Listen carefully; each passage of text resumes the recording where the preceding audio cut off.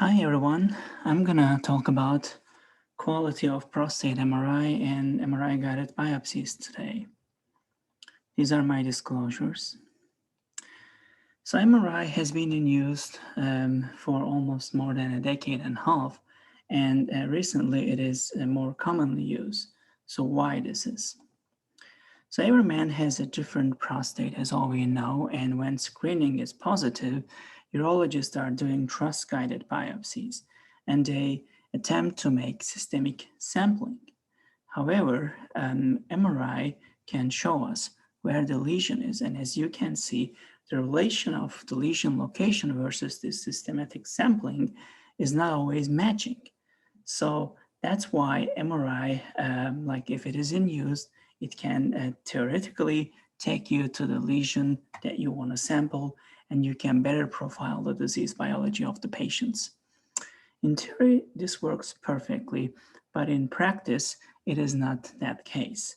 This is a study we did in our DFB with 26 centers, and we looked at MRI and MRI-guided biopsy results in a big sample of patients. And as you can see, like in many of the centers, the cancer detection rate using MRI PIRATES and MRI-guided biopsies is less than 50%. So this paper opened lots of discussions. So several others have attempted to understand why this is the case.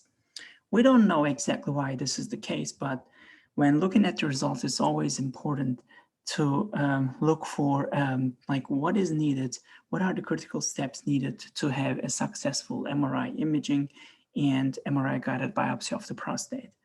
Here are the critical steps. You need to get a good quality imaging, a good interpretation. The data processing should be very like carefully done. During the biopsy, the registration of the MRI to the ultrasound is critical. The biopsy needle deployment is critical. And the final step, histology evaluation, is critical. And as you can see, there are several other disciplines which needs to be in charge in those 6 critical steps. So in any of these steps, if an error occurs, then the diagnosis will be not correct. What are the solutions for this difficult task? Education, guidelines, and these guidelines are updated continuously. We call them as live documents. PIRATES is a good example to that. Certification programs and quality control meetings. You can do like all of these very diligently, but but none of these are ensuring a good quality MRI and MRI guided biopsy pathway, unfortunately. Let's go to the real life. This is an example from my clinic. The patient underwent MRI of the prostate, and as you can see, the diffusion-weighted imaging and the high value DWI, which are the critical steps for detecting lesions, are very limited. This is because of the rectal gas. The same patient, when imaged with gas evacuation, as you can see, like there's a lesion in the right peripheral zone. And the reason that we were able to catch that was the diffusion-weighted imaging. And as you can see, there is no gas in rectum. So evacuating the gas helped in this case. This is another example. Little gas, not as big as in the previous patient, but the phase encoding direction was AP. So we have this huge like susceptibility artifact. And in a different patient, when you change the phase encoding from right to left, even in the presence of minor gas, you can see that comet tail shaped susceptibility artifact. So these 2 scans are absolutely non-diagnostic. So this is another example, like there's not much gas in the rectum, and you can clearly see the anterior lesion, and the same patient underwent their endorectal coil MRI. And as you can see, like the 2 MR imaging quality is very comparable. The question is, do we need to use endorectal coil in every patient? No, absolutely. This is not possible because the cost is very high. So what can we do to get good images without endorectal coil? Well, DWI is the most vulnerable pulse sequence, so some people claim bowel preparation is critical. Glucagon, again, can help to suppress the motion-related artifacts, and I will go on to that and discuss in a few papers. Gas evacuation is another strategy, or prone imaging, but these are not very comfortable positions for the patient. You can change the phase encoding direction, or you can use different readouts like segmented readout or like radial readout or spiral readout. So all of these are theoretical solutions to get good images without endorectal coil. In PIRES version 2.1 document, we briefly outlined the minimum technical standards to get good MR imaging, but following them like a holy book doesn't take you to the success of getting good quality images. As you can see in this example, we did this experiment in NIH with different MR images referred to us. And as you can see, the high quality images are not necessarily the ones which have a big adherence to the basic 10 rules of physical principles of PIRES. And as you can see, even if you follow the quality, the technical standards, then you may end up with low quality images. So what is the magic? So this is a good example. As you can see, these two patient images, they followed all the minimum technical guidelines, but the image quality is quite poor. But if you look at this example, only like few of these rules were followed, but the image quality is quite convincing, the good, and you can comfortably find the lesion. So following the principles one-to-one is not the solution.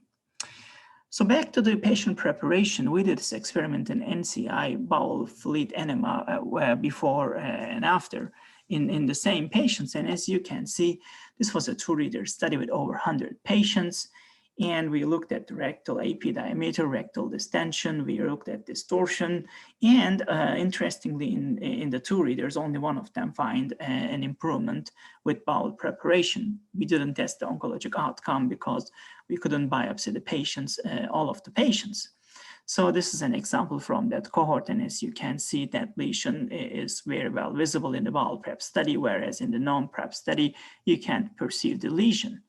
The outcome was the benefit is unclear. There is something good out there, but its actual benefit is unclear. There was a meta-analysis published early this year, and as you can see, they looked at the 7 articles and they applied a 5-step approach during this meta-analysis. And the conclusion was intravenous antispasmodic agents are improving the T2-weighted imaging quality. But they don't improve the DWI quality, and rectal enemas are not associated with improvement in either T2 or DWI imaging. So we need to do more research in that, but that was a good interim reality check. This is late last year, European groups have published the PQAL standards, which aims to look at the quality of each pulse sequence with a 5-tier scoring system. As you can see, they prepared this nice sheet.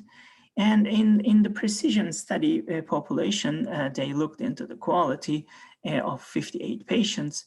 And they found out that most of these images were high quality. Maybe this explains the success of the precision study. So this is an important initiative, and the European group is working on improving PQAL standards. So what are the impacts of bad quality imaging in the clinical realm? We already discussed that briefly, but AI is very popular, and assume that we all are using AI, and these bad quality images, they result in false positives in AI systems.